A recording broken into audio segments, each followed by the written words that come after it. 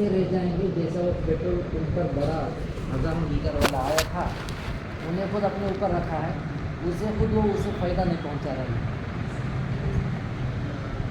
تو فرمایا علم نبوت کے ساتھ نور نبوت اللہ سے مانگو۔ علم نافع رہا تو ہر گناہ سے ہمیں بچیں گے، بچائے گا۔ گناہوں سے نہیں بچتے ہیں تو ہم نے اللہ علم نافع نہیں دیا ہے، ہم نے علم ضرب دے دیا ہے، ہم نے مل گیا ہے۔ اور علم نبوت ملنے کے بعد عمل نہیں ہو رہا ہے تو اسے نور نبوت نصیب نہیں ہوا ہے۔ اب نور نبوت کسے کہتے ہیں؟ ہم نے معلوم ہے، علم ہے، علم نبوی ملا ہے، کیا؟ باوضو رہنا سنت ہے۔ اب وضو ٹوٹ گیا، ایسے رہ گئے تو یہ علم نبوت رہے گا، نور نبوت نہیں رہے گا۔ اب نور نبوت جن کو نصیب ہو جاتا ہے انہیں فوراً جائے گا، پھر وضو کرے گا، کیوں؟ باوضو رہنا سنت ہے۔ تو نور نبوت جن کو نصیب ہو جاتا ہے اسے وہ عمل کرانے تک چھوڑتا بھی ہے۔ تو یہ مختصر امانت تھی، علماء کرام کے سامنے رکھیں گے۔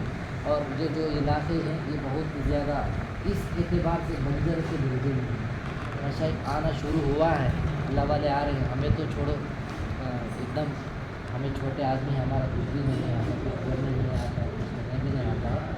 تو جو آ رہے ہیں جن سے ہمارا مزاج ملتا ہے، جن سے انسیت ہوتی اور جن سے ہمارا رابطہ ہے، وہ رابطہ مضبوط رکھنا ہے۔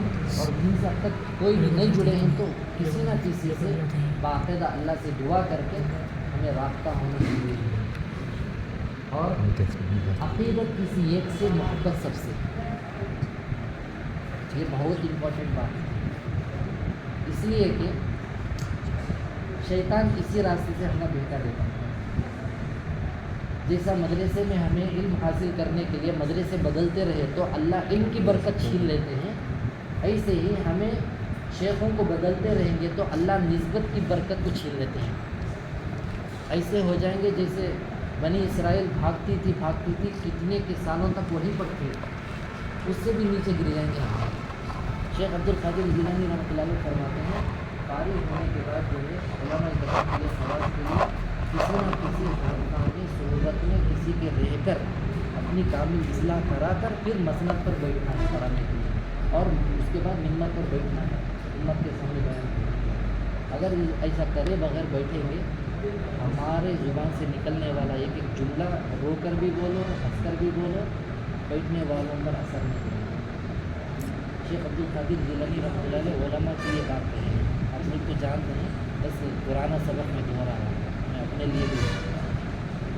تو ان علاقوں میں اور بہت جگہ بھی ہے، بہت سے لوگ ایسا مزاج بنا دیے کہ فون بھی آتے ان سے بیٹھ ہو جاتے ہیں، اس لیے ہم ہر بات کو ظاہر کر کے بولتے ہیں، ہر بات ضروری ہے۔ اب بعض علماء جو ہے یا بعض لوگ جو ہے ہر ایک کی مجلس میں جا کے الحمدللہ محبت تو رکھنا ہے، لیکن عقیدت کسی ایک سے ضرور ہونا ہے۔ اور کبھی بھی اپنا شیخ زندہ ہوتے ہوئے، رابطہ مشکل نہ ہوتے ہوئے، یا جانا آنا مشکل نہ ہوتے ہوئے دوسروں سے بدلتا رہا تو نسبت کی برکت ختم ہو جائے گی، اپنا چھین لیں گے، رتیل کے برابر ہمارے فائدہ نہیں ہوگا، بھٹکتے ہی رہے گا۔ شیطان کبھی کبھی خیالات ڈالتا ہے۔ اور ہمارے علاقوں میں وہ ایک ساتھی جو ہے جماعت کے ساتھی ہیں، وہ کہنے لگے کیونکہ بہت بڑے مسئلے میں تھے، آپ کو جو ہے وہ ساتھی کو کوئی دوسرے ساتھی سمجھے، آپ ضروری ہے بیٹھ ہونے کے لیے آپ کا۔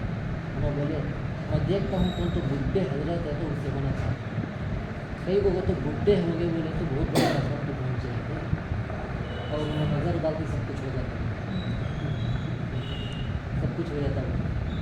ایسے مزاج بھول چکے ہیں اس زمانے سے زیادہ کسی سے مجھے وہ کیا نہیں طبیعت نہیں چاہتی۔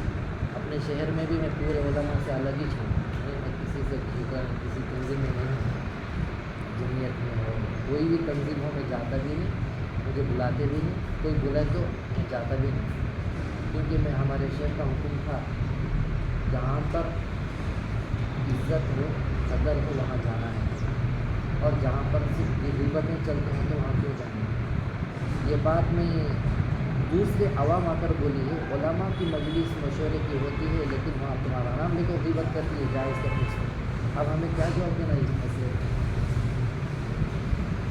کیا لکھنے والی اس میں؟